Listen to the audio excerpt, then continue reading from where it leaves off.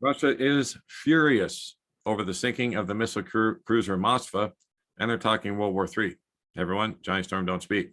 While the Russian people are enraged beyond words over the sinking of their Black Sea flagship, the guided missile cruiser Moskva, and they're already publicly saying on TV that they are in World War III with the United States. And this is what we talked about yesterday. Barrages of Russian missiles were launched late last night against at least 8 different fronts inside Ukraine, hitting targets in Kiev, Kharkov, Nikolaev, and elsewhere, causing thunderous explosions. And so the video below shows the sky over Kharkov at about 9:45 p.m. Eastern time last night.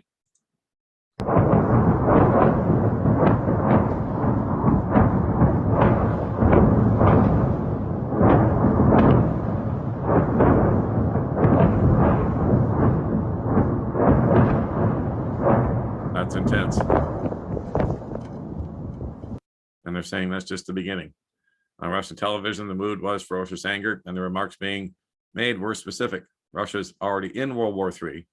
Russia's at war with the United States and NATO, and more. And here's a sample of it here if you want to watch it.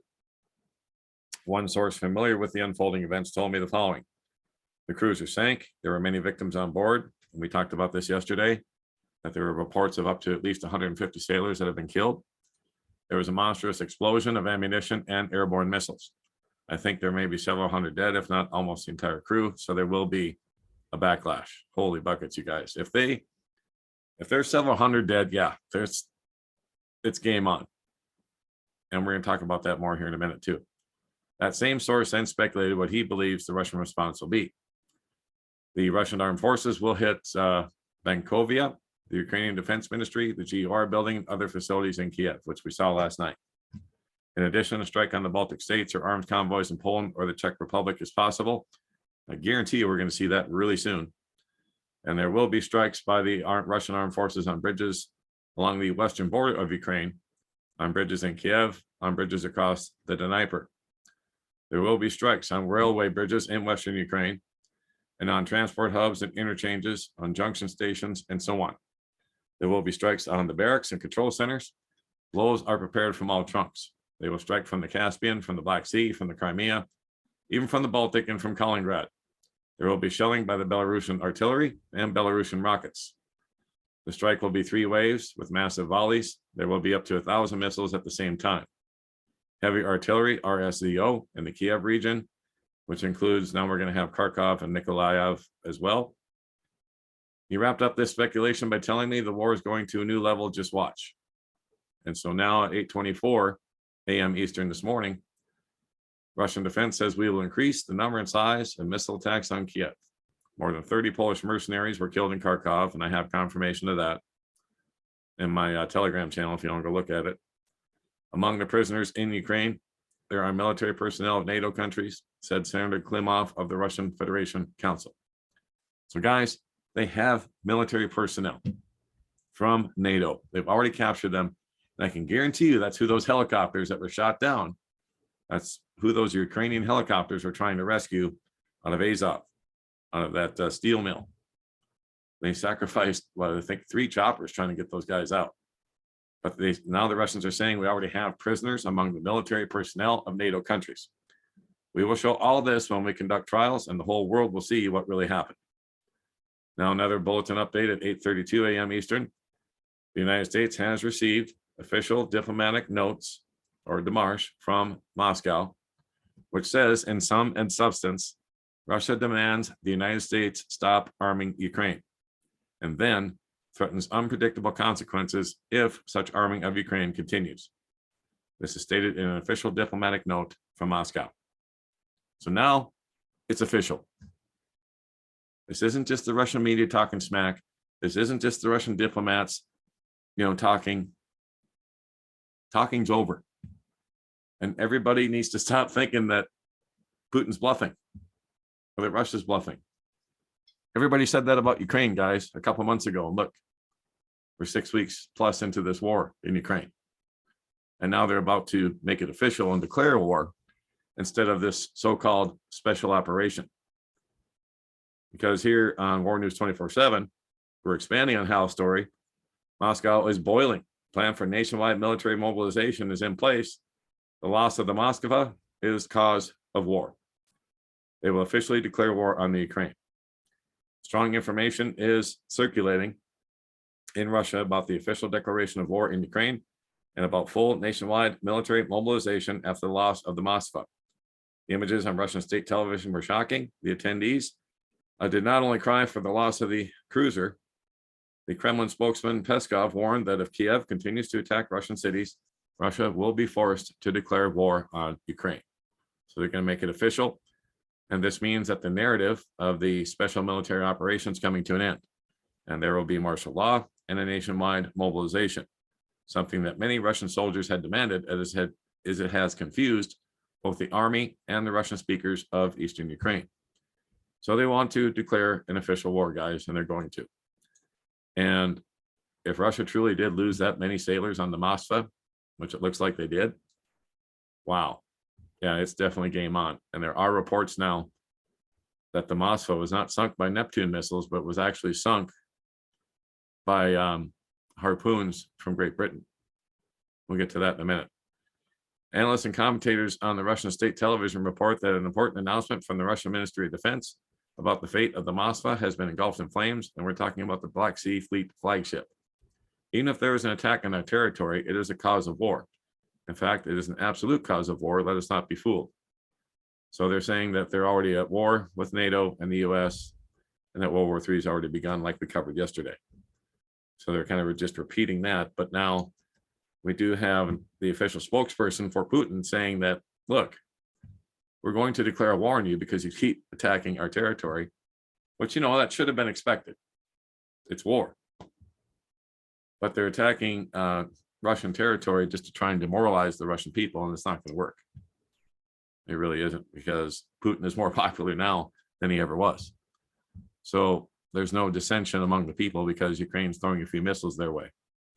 Now, Russia's also warning of a nuclear hypersonic deployment if Sweden and Finland join NATO. So they just keep piling on, guys. The West does. And now they're going to take neutral Sweden and Finland and have them join NATO here in June. Finland and Sweden consider NATO membership. Russia warns of nuclear deployment if that happens. They say Iskander's and hypersonic missiles would be deployed. And Lithuania says there's nothing new in Russia's threats. Well, let's not forget, a few weeks ago, I should say, yeah, it was a few weeks ago, about the beginning of March, and Russia flew 2 nuclear-loaded bombers into Sweden's airspace as a definite warning: do not join NATO. So they will be involved in this war if they continue on this path. All of Europe's going to be involved. I have no doubt. Because Moscow is done. They're done playing. And now, here's that report I was talking about. Moscow is not hit by the Neptune, and Russia delivers ultimatum to the US and talks about global consequences. The Russian media is saying that this sinking of the Moskva is a NATO operation. So a 2-page verbal statement that was sent to the State Department by the Russian embassy in Washington. Russia warns Washington for the first time of unforeseen consequences if it continues to equip Ukraine. This development comes after the loss of the Russian cruiser Moskva. According to Russian media, Putin was informed overnight about the loss of the ship, and they say that Putin was furious in a way we've never seen him before. According to the same information, the Russian officials told him that the Russian cruise missile, Ukrainian anti-ship missile Neptune did not hit it, knowing that the attack was made with NATO weapons, photographing the British behind the attack, and it would be the Harpoon missile. It should be noted that here that all Russian analysts report that the story with the Neptune is not convincing. It is impossible for this rocket to have caused such colossal damage to Moscow. So in other words, it's a bad translation. What they're saying is that there's no way the Neptune missiles made in Ukraine could have caused that kind of damage. They're saying that this was a Harpoon missile fired by the British and NATO. So now Russia and the US, unforeseen consequences. We'll expand on that.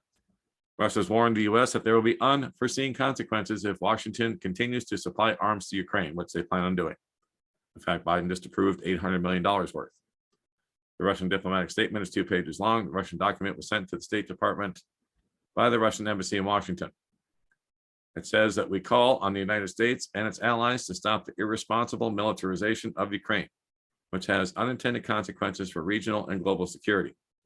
According to the Washington Post, the State Department has declined to comment Of course they would. I mean, it's just, they want war, guys. They absolutely want war, and that's the plan. So they're going forward with it. So now Russian media, NATO operation, the attack on the Moskva cruiser was a carefully planned joint operation of the armed forces of Ukraine and the Western countries. In addition to the armed forces of Ukraine, troops from Britain, Canada, and Australia participated. The British technically supported the missile attack. Canadians and Australians also participated. There is no Neptune. These are maintained by some to encourage the Ukrainians and to strengthen Poroshenko, under whose leadership this anti-ship missile was built. It is obvious that they were expecting bad weather in the area to launch the attack. They were waiting for a severe storm to occur so that other ships of the Russian Navy would not easily approach and help. It seems they did not want survivors either. They say they flew to the USAF Global Hawk area and RC-135 to guide the Neptune. In any case, they monitor the area 24 hours a day from the territory of Bulgaria and Romania. The message is clear. The attack could not have taken place without British experts. And I'm going to stop there for a second. That's absolutely the truth, guys. And what has NATO and the US been saying this whole week? That they were going to share real-time intelligence with the Ukrainian military. That they were going to up the game and share real-time intelligence, and then they were going to have them decimate the Russians. They're even going to have them attack Crimea. So now it is war, guys. They will definitely declare it sometime today, I would think. So it's true that it is not enough to hit the ship. You have to hit the warehouses to cause such a big explosion. The Bayraktar would hardly fly in the area due to bad weather. They do not fly into the sea during a severe storm. So it is a strong loss of a strong symbolic value. That's the main thing, guys. It's their flagship. And when that flagship got blown up and all of those sailors have allegedly died, well, yeah, Russia's going to take the gloves off now. And they have proof that NATO was behind it. I've seen other reports on my Telegram page that say that they've got NATO prisoners from all different types of NATO countries, including the US, the UK, and France, among others, and that they will basically parade them out and show the world what's really happening. So it's not getting any better, and they're not bluffing. Now we move on to China from the TASS news agency. US threatens China with sanctions for supporting Russia. So they're saying if China does not take a harder line against Russia, it will lose its standing in the world, Yellen said. Her remark is consistent with the White House's previous request that Beijing cut ties with Moscow. According to the Wall Street Journal, Washington delivered a similar warning to India. Biden in particular warned Indian Prime Minister Modi that purchasing oil from Russia was a bad idea. The neutrality of both powers dissatisfies the US. Those who do not keep up with the United States and its allies run the risk of being cut off from a global economy.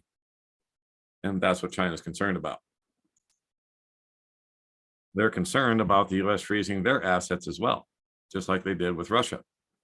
So, you know, Fox News is running with a story this morning saying, oh, Russia defaulted on their bond payment.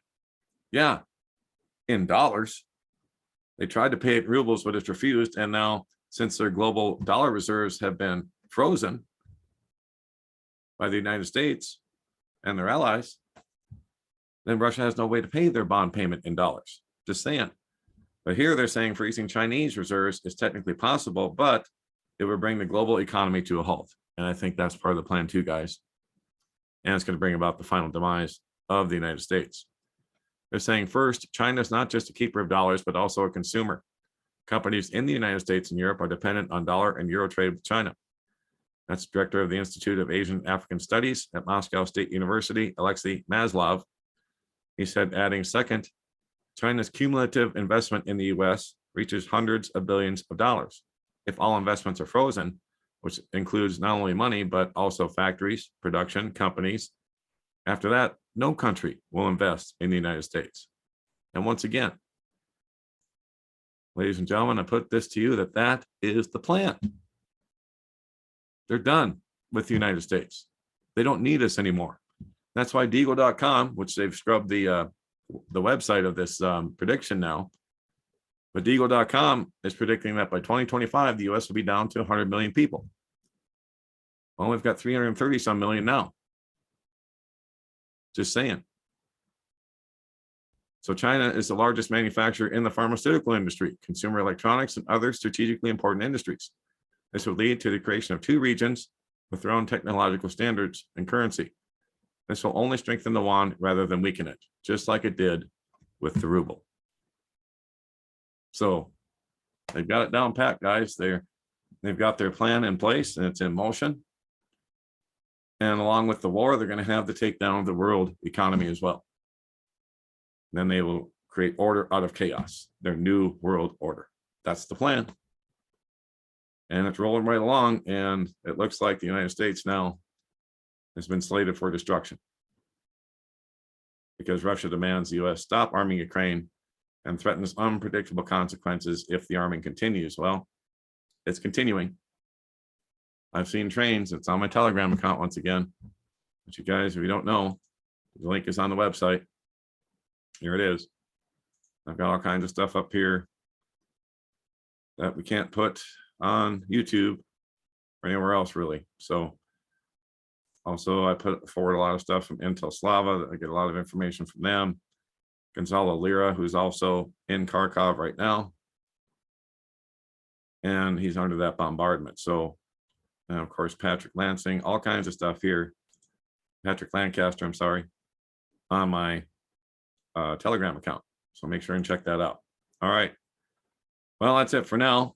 Don't forget, don'tspeaknews.com, home base for everything that we do, guys.